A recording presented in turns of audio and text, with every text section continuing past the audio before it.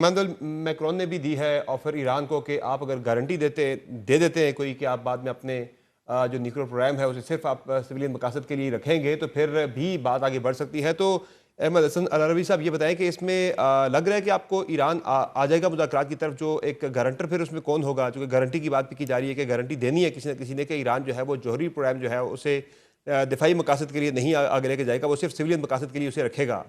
تو لگ رہا ہے کہ اس طرف معاملہ جا سکتا ہے آنے والے چند دنوں کے اندر. یہ جب اسرائیل نے اسٹرائکس کی تھی ایران کے اوپر, اس سے پہلے کیا ہو رہا تھا؟ اس سے پہلے بھی تو ایران مذاکرات کر ہی رہا تھا. ایسا ہی ہے. تو ابھی ان کا جو آبجیکٹو تھا, میرا پرسنل یہ اوپینین ہے کہ جس طریقے سے انہوں نے اس آپریشن کا نام رائزنگ لائن رکھا, اور وہی رائزنگ لائن جو ہے رضا شاہ جو رضا پہلوی ہے اس کے جھنڈے کا بھی ایمبلم تھا, اور پھر اسرائیلی اکاؤنٹس نے جس طریقے سے ان کے آفیشلز نے اس کو سارا ریٹورک بلڈ کیا رجیم چینج کے اراؤنڈ جیروسلم پوسٹ ہو یا باقی. تو جو پرائمری آبجیکٹیو ہے اور وہ لانگ ٹرم ہے, شارٹ ٹرم شاید نہیں ہے 6 months اور 1 year یا 2 years, اسرائیل فوکس رجیم چینج کے اوپر ہی کرے گا. باقی آئی بلیو کہ یہ سارا ایک طرح سے ہاگ واش ہے, اور جو مین ان کا آبجیکٹیو ہے وہ جو رجیم کو چینج کرنا ہے. اور یہ 1984 میں جو آڈیڈ یینون کا یینون پلان تھا, جو ان کی فارن پالیسی آبجیکٹیو ہے دا پروجیکٹ آف گریٹر اسرائیل کا, اس میں باقاعدہ طور پہ لکھا ہوا ہے کہ ہم نے یہ اچیو کرنا ہے آفٹر وی ڈسمینٹل سیریا.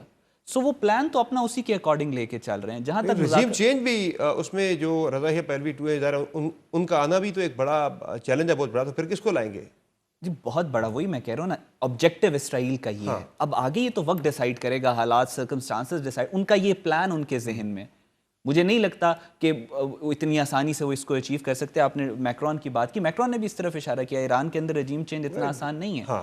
ٹھیک ہے, لیکن ان کے ذہن میں تو یہی آبجیکٹیو ہے نا, ان کے ذہن میں یہ کہ ہم نے رجیم چینج کرنا ہے, ان کے ذہن میں یہ کہ ہم نے گریٹر اسرائیل بنانا ہے. سو ان کا پلان یہی ہے. باقی جہاں تک نیگوسیشنز کی بات ہے, I think Iran comfortably negotiate کرے گا.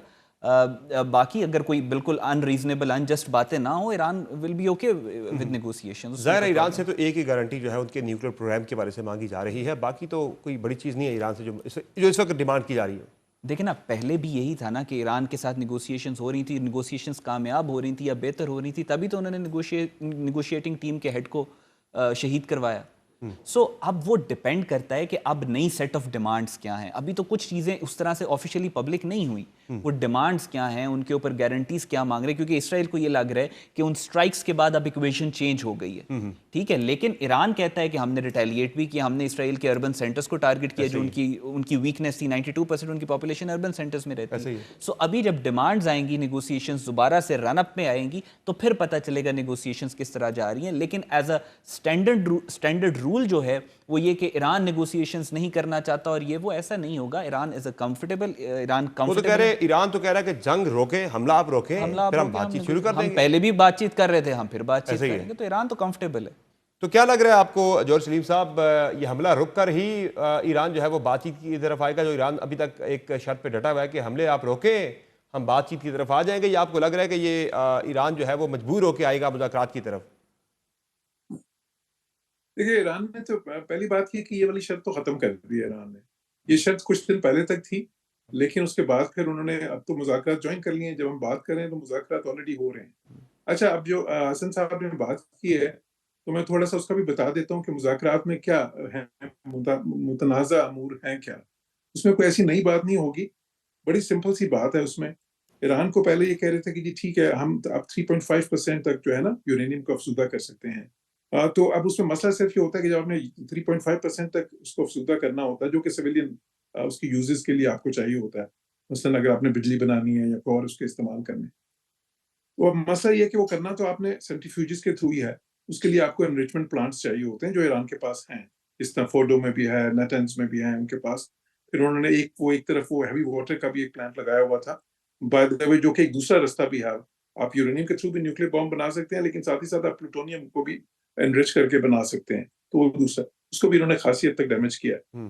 اچھا, اب جو دیکھیں, جب ان کے ایران کے اور امریکہ کے مذاکرات ابھی جب ریسنٹ ہوئے تھے, جب انہوں نے الٹیمیٹم دیا تھا 2 مہینے کا, تو اس میں شروع میں امریکہ اس بات پہ تھوڑا سا لچک دکھا رہا تھا کہ آپ کو کچھ پرسنٹ الاؤ کریں انرچ کرنے کے لیے. لیکن بعد کے راؤنڈز میں امریکہ نے پوزیشن چینج کی اور کہا کہ 0% انرچمنٹ. ٹھیک ہے, اب یورپینز جو مذاکرات ہوں گے اس میں ان کو یہی کہیں گے کہ جی آپ کو یورینیم انرچ کرنے کی نہیں, وہ بالکل بھی اجازت نہیں ملے گی. تو اگر وہ ایران کو نہیں ملتی یورینیم انرچ کرنے کی تو پھر وہ چانسز ختم ہو جاتے ہیں کہ وہ کسی وقت بھی بامبس کی طرف آ سکتے ہیں.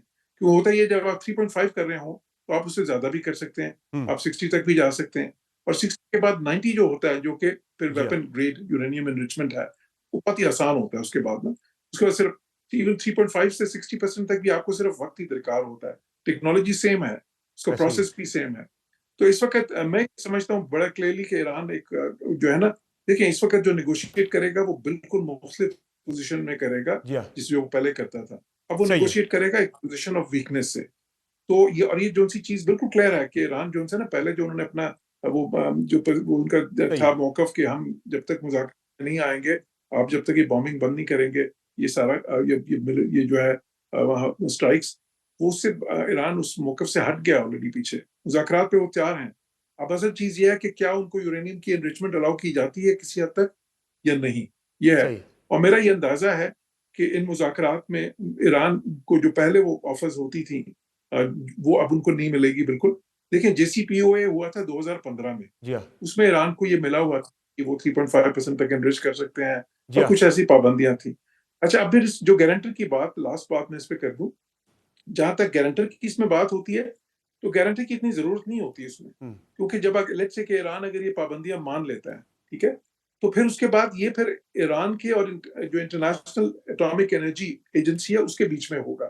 اس کے انسپیکٹرز آئیں گے اور ریگولرلی آ کے وہ ساری چیکنگ وہ انسپیکشنز کر سکیں گے. تو اس میں پھر ان کو ایک پورا رجیم بنانا پڑتا ہے کہ اتنی دیر میں آپ آئیں گے. چلیں آپ کا پوائنٹ آ گیا سر.